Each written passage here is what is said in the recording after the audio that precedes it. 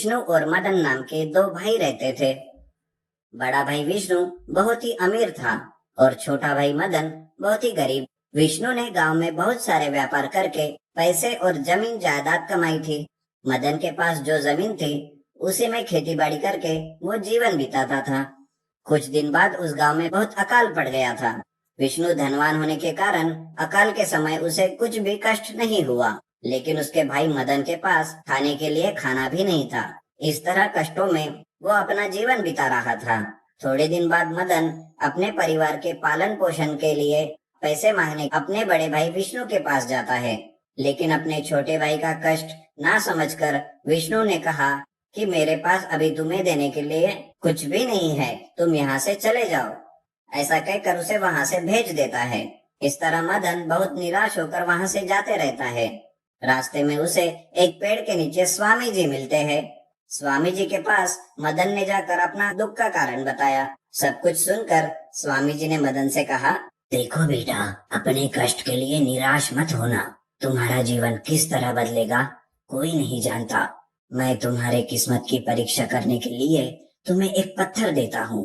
तुम उस पत्थर को अपने हाथ में रखकर यहाँ से चले जाना, और जहाँ भी वो पत्थर अपने आप धरती पर गिर जाएगा वहाँ पर खुदाई करके देखना, तब तुम्हें सब कुछ समझ आ जाएगा। यह कहकर स्वामी जी मदन के हाथ में पत्थर रखकर वहाँ से जाने के लिए कहते हैं। अगले दिन सुबह होते ही मदन उस पत्थर को अपने हाथ में रखकर धीरे धीरे अपने खेत से चलते हुए जाता है। थोड़ी देर बाद ही वो पत्थर उसके ही खेत में गिर जाता है। यह देखकर मदन वहाँ खुदाई करना शुरू करता है। काफी दिन बीत जाते हैं।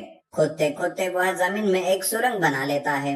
इस तरह बहुत दिन खुदाई करने के बाद उसे अंदर एक कमरा दिखाई देता है। मदन उसकी दीवार तोड़कर देखता है तो वहाँ सब कुछ सोने से भरा हुआ एक कमरा रहता है। उस कमरे में रखी हर चीज सोने की होती है। इस तरह सोने का कमरा देखकर मदन खुश हो जाता है। अरे वाह, इतने महीने तक मैंने मेहनत किया था, इसका प्रतिफल मुझे बहुत अच्छा मिला है भगवान। मदन वहाँ का सोना लेकर अपने घर जाता है और बड़ा धनवान बन जाता है। अपने पास आए पैसों से उस गांव का और उस गांव के लोगों के लिए तरह तरह के अच्छे कार्य करता है। एक हफ्ते में ही उस गांव में बहुत बड़ा धनवान होने की उसे प्रतिष्ठा मिलती है। अपने भाई के इस तरह धनवान होते देखकर विष्णु उस पर जलने लगता है।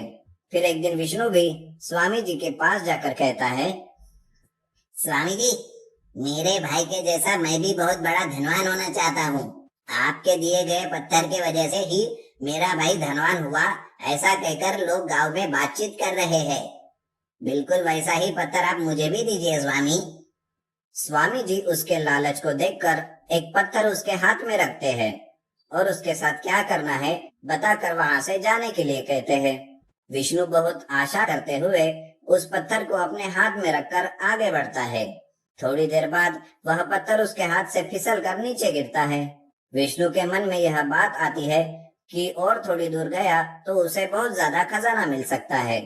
ऐसा कहकर वह पत्थर वापस अपने हाथ में रख के चलने लगता है, लेकिन काफी देर तक चलने के बाद भी पत्थर नीचे नहीं गिरता। इससे विष्णु बेजार होकर खुद ही उस पत्थर को नीचे फेंक देता है और वहां खुदाई प्रारंभ करता है। लेकिन बहुत दिन महीनों बीत जाते हैं। विष्णु सुरंग बनाकर थक जाता है। तब वो सोचने लगता है, लगता है स्वामी जी ने मुझसे झूठ कहा। इस तरह सोचते हुए वहां से बाहर निकलकर वो स्वामी जी के पास जाकर कहता है, अरे ओ स्वामी जी, क्या तुमने मुझसे मजाक किया था? जैसा तुमने बताया था मैंने वैसे ही खुदाई की, लेकिन कुछ भी खजाना हाथ नहीं लगा। ये बात सुनकर स्वामी जी कहते हैं, देखो बेटा, जहाँ कहीं भी वह पत्थर अपने आप गिरा था, क्या तुमने वहीं पर खुदाई की थी? सच सच बताना। अरे नहीं स्वामी जी, लालच में आकर और आगे जाकर खुदाई करने की मैंने गलती की। लालच में आकर मिले हुए किस्मत को हाथ से ही गवा दिया। ये सुनकर स्वामी जी विष्णु से कहते हैं, बेटा, लालच में आकर मिले हुए किस्मत को तुमने अपने हाथ से ही गवा दिया। सारी गलती तुम्हारी है बेटा, इसमें अब मैं कुछ नहीं कर सकता। तुम चले जाओ यहाँ से। अपनी गलती को मानकर विष्णु स्वामी जी से माफी मांगता है और कहता है कि मेरे पास जितना भी है उसी में खुशी से जीवन बिता लूंगा और लालच को छोड़कर मेरे भाई मदन की तरह सबकी मदद करते हुए ही जीवन बिता लूंगा। यह कहकर विष्णु वहां से चला जाता है। सीख, लालच से जीवन में आगे बढ़ने पर भी नुकसान होता है। अब कुछ नहीं होगा।